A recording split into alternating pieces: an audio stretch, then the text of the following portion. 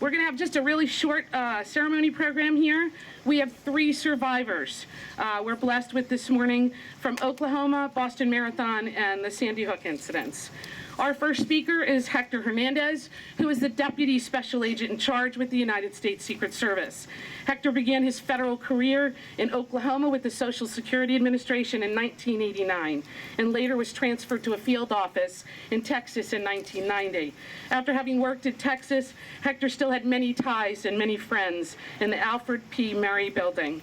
On April 19, 1995, the Oklahoma incident occurred, and on that tragic day, Hector felt a call to duty.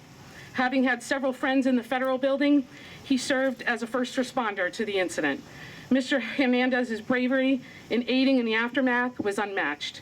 Working long hours of search and recovery and going through an extremely emotional aftermath, Hector worked endlessly to recover the fallen.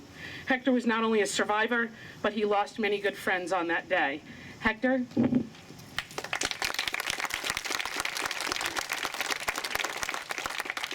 Good morning, everybody. I want to welcome you to Surviving Strong Run.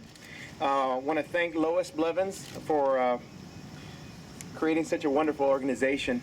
And I also want to thank her staff and all the volunteers for today. Events like this can't take place without your help, so let's give the volunteers a round of applause, too.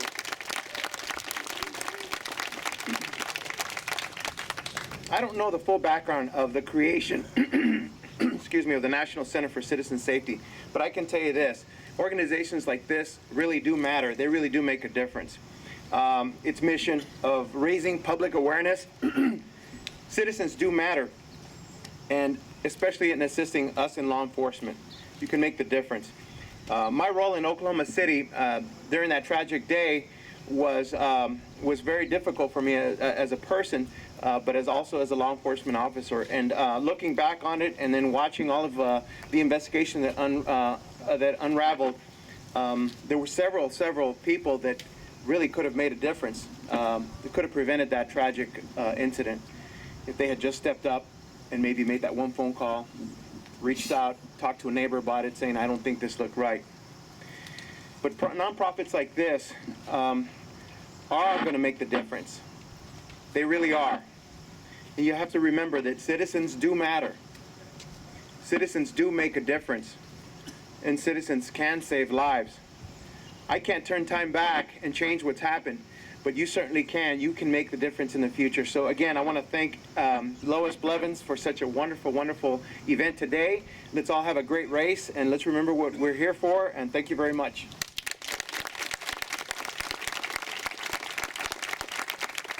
Thank you so much, Hector. Our next speaker, Michele Gay, an amazing teacher and mother and advocate, is also here to speak to us.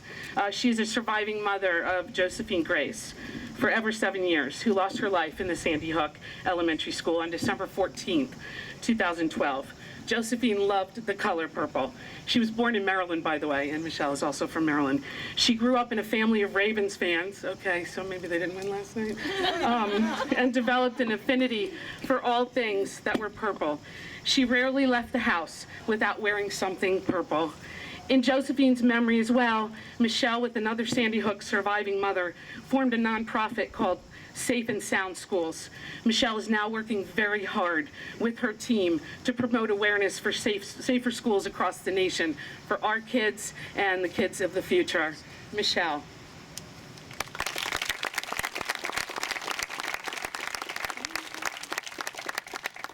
Thank you for that, and thank you especially for the chance to come home to the town where I grew up, where I became a teacher, and the town where each of my 3 beautiful daughters were born. I'm here today to celebrate the national effort that NCCS has started right here to prepare citizens for safety in an increasingly unsafe world. Today, survivors and supporters, protectors and advocates, friends and family have come together to honor those we've lost, those that have survived, and those determined to make the world a better, safer place in their honor. Since my daughter Josephine's death at Sandy Hook School in Connecticut, I've chosen to do the same, to honor her memory as an advocate for autistic children like her, for safety education and preparation in our schools, and for hope and healing in the aftermath of the unthinkable. So all of that brings me here to you today. This event, this day, is about hope. Hope for a brighter, safer future for the citizens of this nation, and hope for healing and recovery for victims and families that have suffered so greatly. In my work with Safe and Sound Schools, the Doug Flutie Foundation for Autism, and now the Hopewell Project, I'm always looking for partners. So one day, when this new foundation for citizen safety based in Columbia, Maryland, reached out to me, I took the call. It was a 410 number, after all. And I'm really glad that I did. Being here today is just a natural opportunity to promote our common goals of a safer, more prepared, and more resilient community here and across the nation. It's also a chance to come home. I'm so honored to be here among such special people for the first annual Survivor Strong 5K.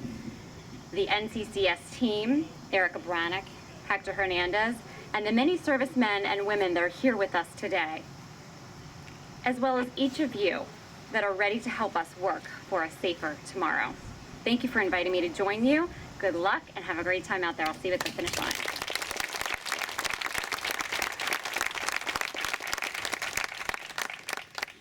I have to put my glasses on, I'm old. Erika Brannock is our next speaker. Another amazing survivor is here with us today.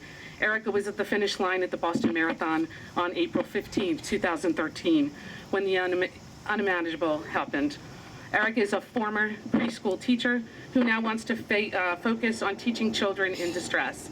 And she's writing a children's book focused on helping children understand that when hard things happen to you, it's not going to defeat you. The main character will be a dragonfly, which symbolizes change for some, and for Erika, it represents strength over adversity. If you would, Erika.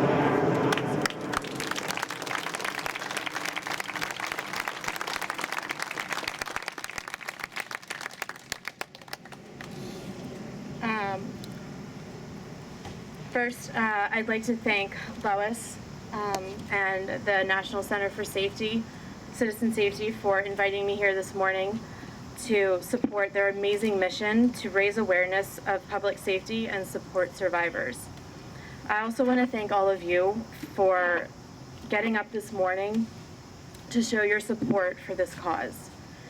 People like you are such a huge part of what keeps organizations like NCCSAFE providing resources to everyone and making sure we are prepared for the worst. I stand here today as a prime example of the importance of having people trained in public safety. If it had not been for the fast action of so many trained professionals and normal citizens, I would not be here. Let's continue to support public safety training and hope that one day we won't need to prepare for this kind of violence.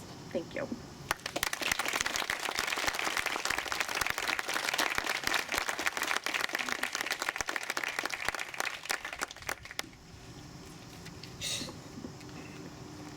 Many thanks to all the speakers today. It's been an honor to meet you, to share this event with you, and thank you again for joining us in this special event.